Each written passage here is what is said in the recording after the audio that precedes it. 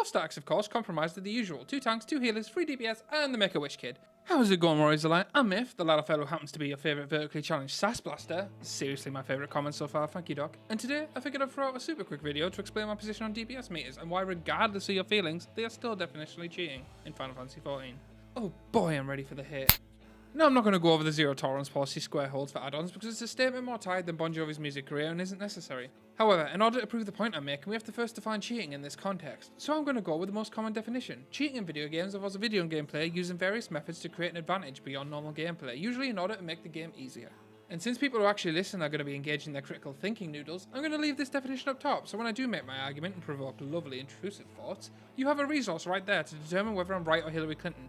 That's right, you fuckers are now the jury. Let me make my case. So for the purpose of this thought experiment, a new boss just dropped in Final Fantasy XIV, the Zeplydra. And in this dystopian world, we have 2 stacks about to compete against each other for world first clear. Both stacks, of course, comprised of the usual 2 tanks, 2 healers, 3 DPS, and the Make-A-Wish kid. For those of you who don't raid, this is the one player everyone knows is objectively the worst in the stack, generating more wipes and huggies and seems to only keep his space as a token gesture. If you're sat there thinking there isn't one of those in my static, I've got some horrible news for you, friend. Stop licking your windows for a second and let's talk. Now, to eliminate any other variables, let's pretend these statics are just carbon copies of each other. Same, but different. But still same. Same talent, same skill level, the only difference will be the job picks. Don't worry, I'll explain why.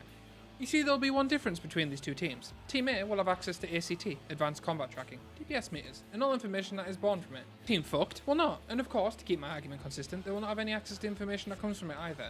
So now we're going to determine whether access to ACT gives these players an unfair advantage. Psst, the definition is still right there. Now remember I said jobs won't be the same? Well, that's because ACT grants teammate access to the current meta. They can determine which jobs do the most damage, and a quick spoiler and non-spoiler, most statics competing for progress will optimise for maximum damage unless there is benefit to having specific jobs in any particular fight. Team Fucked will not have access to this information, so their job choices will largely be their preference. Now I know someone's going to shout, well they could just Google. Well yes, but actually no. The whole point of today's experiment is to have the only difference between the 2 statics be access to the ACT and decisions made from that to determine whether an advantage is created. Alright, so Team A is setting off optimised for maximum damage and Team Fucked is setting off with the power of friendship.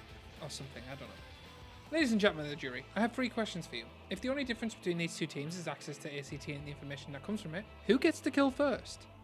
Do they have an advantage? Did they make it easier? And because I'm a stickler for detail, were Team Fucked at a disadvantage without prior access to that information? Was the game harder for them as a result?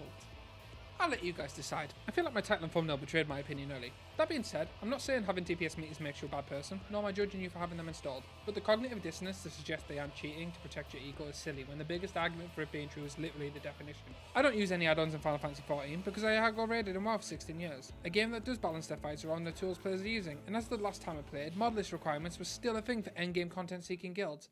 Fuck that noise anymore. Anyway, I hope this helps simplify an argument. Thoughts? Let me know in the comments down below whilst you're softly caressing that subscribe button. And feel free to share the video to bitch slap anyone who still disagrees whilst clicking this to send the algorithm sweet, sweet signals that my content deserves to be seen.